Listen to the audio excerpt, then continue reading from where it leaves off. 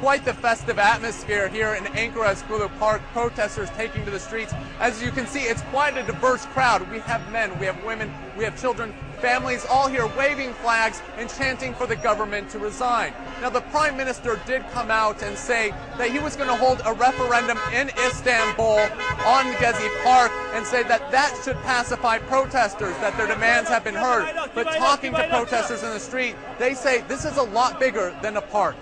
Gezi Park is a symbol.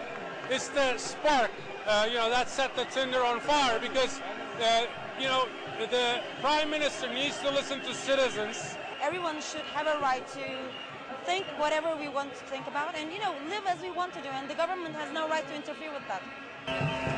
Despite this festive atmosphere, make no illusion, the protesters here say they're ready to stand their ground if the police were to come in here and try to clear them out. They say it's not going to take force, but actually political action, which will send them home.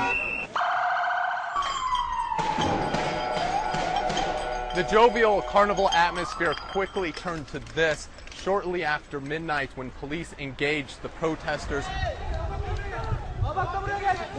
Right now we're seeing dozens of protesters and police square off right here. This is a different part of the city than where we were earlier. What media reports are that there are roughly 500 protesters engaged with the police in different districts in the city.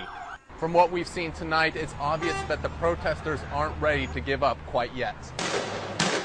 Ian Lee, CNN, Ankara, Turkey.